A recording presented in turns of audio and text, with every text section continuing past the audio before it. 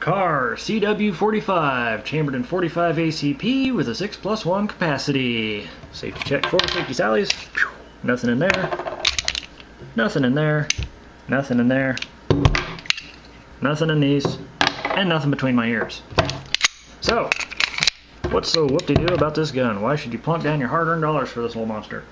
Well, for one thing, it is easy as heck to carry. Really thin, really lightweight. We're talking 19.7 ounces. There are not a whole lot of 45s on the market that are that light. I mean, I know that they have the Springfield XDS now that just came out, but it's just very few options. The only other one that they got pretty close to this same size and weight and everything would probably be the Kahr PM45, which is basically the same thing. It's more of a pimped out upscale version because it has a polygonal rifling instead of the conventional rifling like this has, and it has a lot shorter grip. It's like right about here. You only get like a little 2-finger grip on there, which with a 45 ACP, not a fan of that, but that's just me. So easy to carry, very lightweight, very thin, carries in about the same magazine, or not magazine, sorry, the same holsters as 1911s, and of course, you know, you're firing the same round, 45 ACP, 230 grain or all the way down to 165 grain. It'll shoot it all. It feeds it, fires it, very unpicky about ammo. The only ones I've heard any issues with were like the Hornady XTPs, and that had something to do with it tripping the magazine release for some, or not magazine release, sorry, the slide stop. Duh. That's what I get for operating on 4 hours of sleep. Another thing is the painless recoil. I won't say it's got light recoil. I'm not going to say it's soft recoiling, but it is painless recoil. When you get into this class of pistols, you know, of carry guns that are around 20 ounces or less, recoil becomes an issue. I don't care what you're shooting other than maybe, you know, 32 ACP and below. You're firing through a big old 230 grain 45 caliber chunk of lead out of this thing. It's physics, folks. I mean, you only got 20 ounces to buffer that, and it's going to flip. It's got some muzzle flip, but it's painless because, again, due to the cartridge itself, 45 ACP is a slower, lower pressure cartridge. It doesn't have that really sharp snap that you get with like 40 Smith & Wesson or even 9mm. It's very noticeable, but also another reason why this doesn't hurt so much. I don't know how else it's going to show, but if you can see in there, the feed ramp is offset to the left. The reason why they have that is so they can make room for the trigger bar in there, so it can sit up higher in there, thereby allowing the barrel to sit lower in the frame. That gives you a lower bore axis, and that puts the recoil more towards your wrist instead of up here high, and it won't flip as much. This basically recoils about the same for me as the full-size steel frame 1911 that I had. So again, it's not going to be, you know, a wrist breaker by any means. It's pleasant to shoot, and it's not uncontrollable by any means, but it does have some, you know, it's got some recoil to it. Obviously, it's still a chunk of lead, pretty big chunk of lead coming out of a lightweight package, so it's got some muzzle flip to it. But again, doesn't hurt me. I can put 50 rounds through this thing, not even feel it. If I put 20 rounds through a P11, and as I've mentioned before, this right here starts to hurt. And of course, I've, you know, injured that in the past when I was in high school, so I'm just kind of a weenie about that. But anyways, another plus on here is the smooth trigger. We're talking like Barry White smooth. I mean, it's, woo, oh, it's so smooth. There's no stacking, there's no crunching, there's no grinding. This is just all butter. I mean, look at that. Now, it is a long trigger, of course. This is a double action only type pistol, and it does not have the second strike capability, but it is technically a double action, and it's just like, I would say, imagine a best double action revolver trigger you've ever handled. I'd just say like a Ruger LCR or Smith & Wesson Airweight or something to that effect. Same trigger pull. It's about, I believe, 6, maybe 7 pounds. And yes, it's long, but the reason why is because you don't have a manual safety, which you really don't want that on a carry gun. That's, of course, that's just my opinion, but butter smooth trigger. Just love it. Makes it really easy, even with that long trigger. It's very easy to keep on target. Very, you know, very smooth, comfortable. Also, the sights on here, I kind of got mixed feelings on it. I really don't care a whole lot for these tiny straight 8 type sights like you find on like the Taurus like what was it, the 24/7 that I used to have. I really don't care for those myself. I prefer 3-dot, but these really did not distract a whole lot. They weren't hard to aim with. I was able to, you know, get pretty good results with it, even as crappy a shot as I am. So the sights aren't bad on it. You can get night sights for this in a 3-dot arrangement, but I just don't really care for fancy sights on a carry gun. It's just, I'm never probably going to use it in a real actual situation for that. So another thing is, you're getting basically 1911, officer size 1911, without the price, without the weight, and without a manual safety. Of course, you're also not getting a light single action trigger, but again, this is a carry gun. This is not a target shooter gun. This is made in America, USA made, stainless. Those are two things you don't find very often in 1911s. Usually they're made in like the Philippines or something, or if it's made in the US, and a lot of the time they're blued. So, I mean, and if you do find one that's stainless and made in the USA, you're going to pay out the wazoo for the thing. This thing here was about, let's see, I think I paid $369 and some change for it, and I got it used. Brand new, you can find these under $500. I think the most expensive I've seen, of course, is at Bass Pro Shops.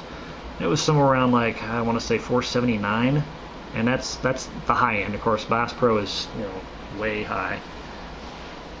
Another little extra bonus, because this is so similar to the 1911 in so many ways, as far as the same round and everything.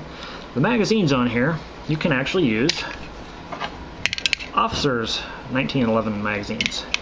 It's the 6+1 or 7+1 capacity mags. And the reason for that, two reasons. One, obviously, as you can see here, you don't have all the extra crap sticking out the bottom here. Why Kahr put this big chunk of plastic on the bottom of the base plate, I have no idea. Doesn't add any capacity. This is just a standard metal form 1911 officer magazine. See that flat base plate? See that? Same capacity, and you can even get 7-rounders in this that look exactly the same. Why Kahr felt the need to put this big chunk of plastic on the bottom is beyond me. But anyways, look at that. All of a sudden I've shaved a 1/4 inch off the grip. And the grip is the hardest part to conceal on any handgun. Forget about the width, even though this is, an inch wide, it's very thin. The grip is a lot easier to conceal when you don't have an extra 1/4 inch of useless plastic sticking out of there. But once you put one of these on there, these will cost you about, I got this one for 13 bucks, this stainless. You can find them for, I don't know, 10, 11 bucks, something like that, if you get the blued ones. Only thing you gotta do to make these work is, you see how it's rounded up here in this corner on the Kahr magazine? 1911 magazines, see the followers get more of a squared angular type deal according to the follower there. The top corner here, I just had to take a Dremel and just grind that more of in a smoothed, rounded kind of profile on both sides.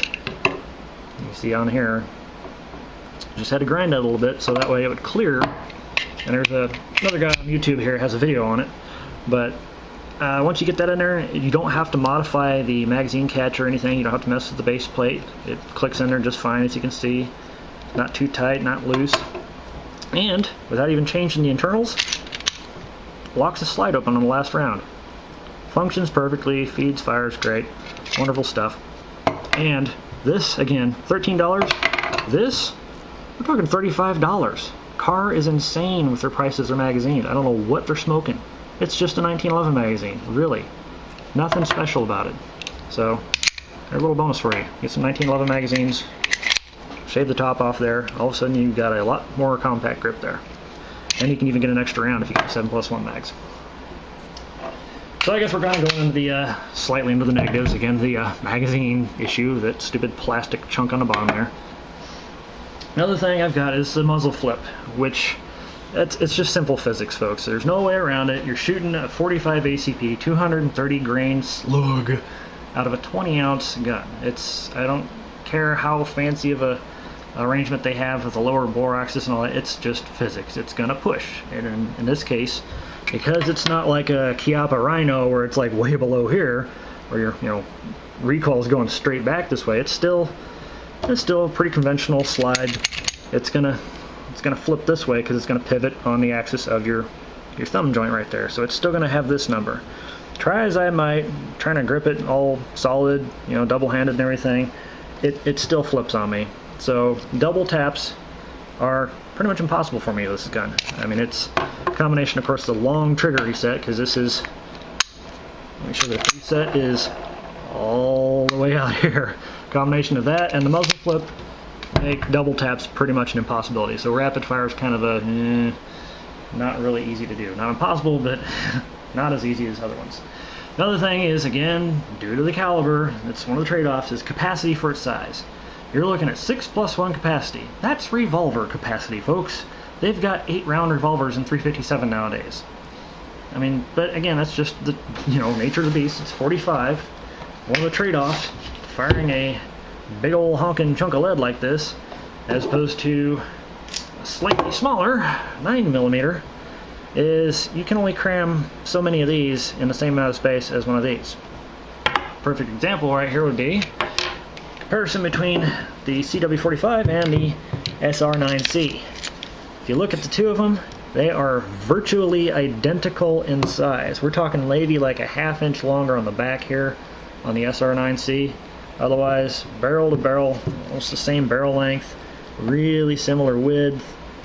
But I can fit, with this arrangement here, 10+1 of 9mm, in the same size and roughly the same weight as this one, which only has 6+1.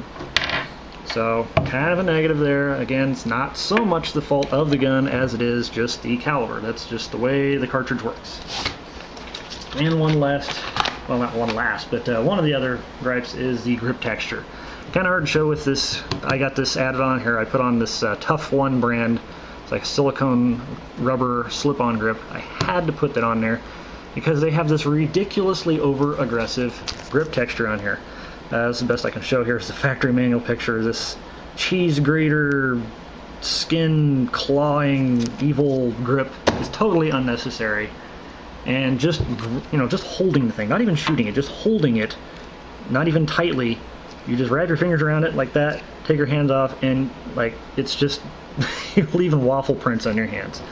With this on here, way better, and it makes a huge difference in the way this gun feels. It just feels like a dream now. Doesn't even have those finger grooves on there. It's just nice, squishy, soft, and the rest of the shape of the gun is just perfect. But not for that darn grip texture that comes from the factory. Ugh, was not necessary, Kahr. And only other issue I had with it, it's not really a design issue. I think it's more of just kind of a, because I got this used. I don't know how many hundreds of rounds the previous owner put through it, but the slide stop screw, slide stop spring screw, worked itself loose on here, and it's right under here. It's a little itty bitty Torx bit screw. I think it's a T10, and it backed itself out a little bit enough to where that wire spring that makes the slide stop on here pop up, or I mean back down or whatever. It worked itself loose, so you get to every other magazine, like shoot 2 mags in a row through it, and the slide stop would come out just enough to where it would not lock open on the last round. That was it. That was the only functional issue I had with it. But kind of stupid that something like that can happen. I mean, I don't know how many rounds the other guy put through it, but it was an easy fix. 5 seconds. Once you pop the thing apart, you don't even have to remove the slide. It's right there. It's just a little Torx screw. Fixed that. No problem since. Sorry, I'm thirsty. Other than that, that's the only real big gripe I got about it. It's the muzzle flip, the capacity, the grip texture, and that one little issue I had with the slide stop. Other than that, it's gravy. It's wonderful, lightweight, very easy to carry, pleasant to shoot. I cannot say that very often about guns of this caliber and this size, but it is actually pleasant to shoot this. Between the trigger and the soft, I call it, the painless recoil, I should say. And the sights are really, again, they're not my thing, but they're not inaccurate at all. I mean, I could still put them where I want them. Just a great gun to shoot. You can bang with this all day, and you're not going to beat your hands up. You might spend a fortune on ammo, of course, because 45 ACP is not cheap. And another bonus for me was the fact that it fits my P11/PF9 Remora holster. I know this is not their recommended size for it. They've got one that's just a hair bigger, but it fits good enough that it covers the slide, and I can still get a full grip on it. So, if you have multiple guns of the size caliber or size category, it's just something to consider there. You can share holsters. So, and also the magazines, if you have spares, if you're spare mag carrier type person. You can carry 2 of these flat little diggers in your back pocket in a little ghetto-made holster like this that I made. In your back pocket, looks like a wallet, feels like a wallet. Real convenient, and you get an extra 12 rounds here. So anyways, just a little extra info there. And if anybody gives a crap about ammo recommendations for this, I dig these. Winchester SXZs, jacketed hollow point, of course, not the full metal jacket training ones. Nice things about this is a clean shooting round. I put 50 of these through it the other day. Barely even needed to clean the thing at all. I mean, the barrel was practically sparkling when I was done. It just had like the lightest bit of carbon around it, and that was it. I put like 1 patch to it and it was done. So great shooting stuff. It's accurate. Doesn't have a hard recoil or nothing like that. Everything goes bang. Feeds fire is great. So anyways, and also the SXZ in particular. They have the full metal jacket and the jacketed hollow point versions. The whole idea being that the jacketed hollow point is supposed to be the same profile as their full metal jacket, because it has like kind of the full metal jacket has a kind of a flat nose, so you can in theory test out your firearm with the cheaper stuff and then carry this. Personally, I just made sure the actual hollow points work before I trusted it to carry, but it fed and fired everything. And for the money, I mean, this is like 30 bucks for a box of 50. You can't hardly buy a box of 20 of Spirit Gold dots for that sometimes. So good stuff. Bass Pro Shops, by the way, is the only place that carries that. So there you have it, folks. Kahr CW45. For what it's worth, that's my 2 cents on that. Thanks for watching.